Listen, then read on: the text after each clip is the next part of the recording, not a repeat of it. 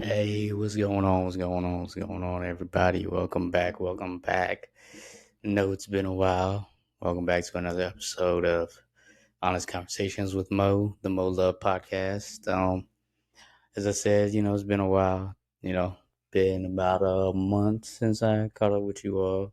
So, good to be back. And of course, as always, let's just get kind of right into it, kind of what I've been really kind of going through this kind of last month and kind of thinking about. And that's just the concept of how we utilize composure as a mask and in terms of how we, choose to be civil. And I think that's what the thing about composure is.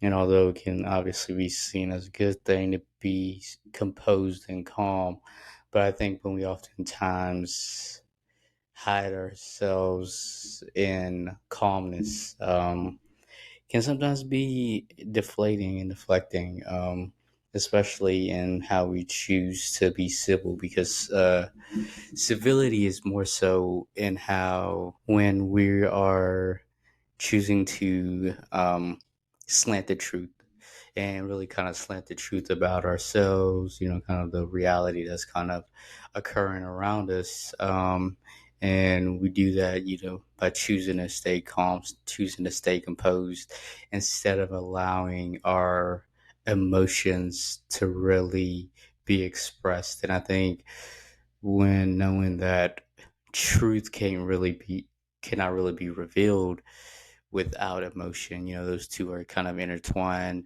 For you to be kind of truthful, you got to be able to tap into whatever emotions are happening in that moment to really, uncover what it is you're looking to uncover, or whatever it is you're looking to express. And I think sometimes when we stay composed, we kind of hide that truth about ourselves. And hide certain truths, from the world around us, and kind of get into, the what can be seen as, I guess, uh, negative, in that when you're choosing to stay composed, sometimes you're really choosing to be apathetic, and that's choosing to kind of give up and kind of allow, whether it be shame, whatever it may be, to kind of allow you to control you in that moment, versus when we look at rage. And I want to obviously look at here the differences between, rage versus apathy, where, as I said, being apathetic, you're just giving up, just allowing whatever you feel to not really truly be expressed. You're not really allowing yourself to kind of come forward with the moment, versus where rage, you're moving forward with it. You're coming to that reconciliation. You're really realizing what it is that you're kind of uncovering in this moment. And I think sometimes we look at rage as a bad thing, but rage can kind of push us to, see different parts of ourselves that we didn't notice, that we're truly unaware of. Um, Versus when we're choosing to be apathetic, we're kind of giving in and just being content with kind of the status quo, kind of the norm of things. So I think when we look at rage and anger as a whole, it's realizing that it allows us to kind of reconnect with ourselves, reground, reanalyze, kind of readjust in that sense of who we are, and kind of, what we're learning about ourselves in that moment, where we allow ourselves to, kind of feel angry, kind of feel upset, to, be disappointed, to be embarrassed, versus where, you don't allow yourselves to really feel those emotions. And I think with anger comes, two different forms of anger. There's the interior anger and the exterior anger. And when you're looking at the interior anger, it's that anger you're dealing with kind of inside you, all alone, when you're the only one with willing, to face, your fears, your shame, and allowing it to uncover. And I think with interior anger, if you allow yourselves to not get caught up in what you deem to be truth or hide certain truths about yourself, you really are able to uncover, you know, those inner turmoils within yourself that you're kind of battling and kind of going through versus exterior anger. That's obviously the anger that we show outwardly to the world around us, to other people, to other beings, and other creations. Where exterior anger, the importance of exterior anger is just realizing how are you staying composed with your anger but still staying true to yourself. And I think sometimes that's where that kind of that composure, where the need to be civil, the need to be calm, versus where you're able to express your true anger, your true feelings without, dismantling another person, whether it be their feelings, their character, and just really still maintaining dignity and character in how you're choosing to, you know, deal and express your anger. And I think, when looking at interior and exterior anger, it's how are you choosing to deal with those different forms of anger? Are you still allowing certain triggers with your exterior anger that doesn't allow you to be maybe properly express how you truly want it and rather more reactive in that sense, or interior anger where you're hiding parts of yourself and you're even staying calm for yourself, and hiding and burying certain feelings, that you may be dealing with or that you want to let out but you still are continuing to hold in. And I think it's important to kind of understand those different forms of anger. And then also, looking at next, I want to talk about also oppressive anger versus holy anger, and holy anger being, that confident anger. And I think we can be confident in our anger when we are truly able to express how we feel without letting anything kind of overtake us. We're not really getting caught up in anything versus oppressive anger. We're using, fear tactics. We're, holding this grudge over, people versus, and how we choose to, dictate anger over people too. And I think it's important to notice those differences of oppressive anger versus holy anger, because when you're choosing to use oppressive anger, you're choosing that side of you that is seeking control, seeking power over others, where holy anger and confident anger is where you're properly able to express how you feel without feeling the need to, as I said, utilize fear tactics, kind of seek power over another person or seek to kind of humiliate another person. So I think is being able to understand those differences of how you're choosing to deal with your anger and kind of relate to your anger as you continue to kind of figure out. And I think I speak to kind of this Composure as a mask, as someone recently mentioned to me, kind of, how calm I can be. And I am, a very calm person. And I think my calmness is based on, comfortability and kind of the different surroundings and different environments that I'm in, that sometimes I utilize that composure to stay calm as kind of that, defense mechanism, that kind of that protection and kind of, stay on guard versus really just allowing them, and not necessarily, not to say that, as I said, composure can be a bad thing, but it's just allowing yourself to be able to deal with, all the different emotions that kind of flow through you, whether, it is anger at, something that, created outrage for you, or frustration,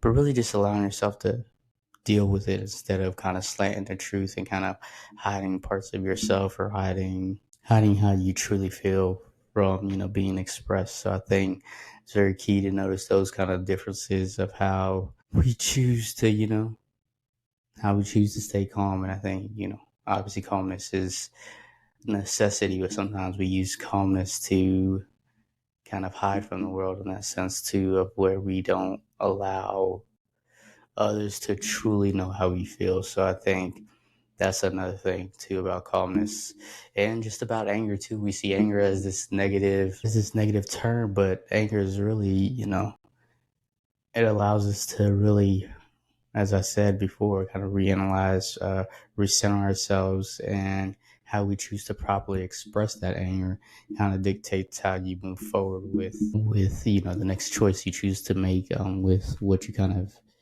engage in, whether that is as I would say, kind of relationships with family, friends, significant others, whether it's at work, personal, work situations, dealing with colleagues, or just strangers, and different kind of the different environments you kind of place yourself in. So I think really being able to understand how we choose, how we understand our anger, the different forms of anger, um, and how we choose to kind of necessarily direct our anger is kind of key as well.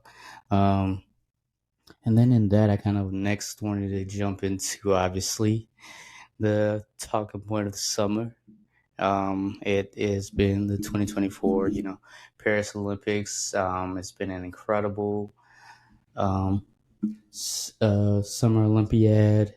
Has been amazing to see from, Shakira Richardson win the gold. Obviously, Simone Biles, Jordan Childs, Suni Lee, um, Katie Ledecky, just all the incredible talent. Obviously, the USA men's and women's team the last couple of days winning gold, beating both the men's and women's French national teams. And obviously, today's women's national that game was insane. 66-67 was the final. Gabby Williams foot on the line as she hit the shot at the buzzer, but it happened to be a two, and USA women's basketball national team has won 8 straight golds. The men's team, I want to say, is it 5 straight for the men? No. Wait, maybe. I can't remember. But I do know Kevin Durant has 4 of those medals, the most decorated in U.S. men's basketball history. Simone Biles getting her seventh medal. Noah Lyles, shocking the world, winning the 100 meters, winning gold, photo finish. I want to say it was what the time was, 9.78, and he won by 0.005, so about like a fifth of a second. It was insane, man. Photo finish.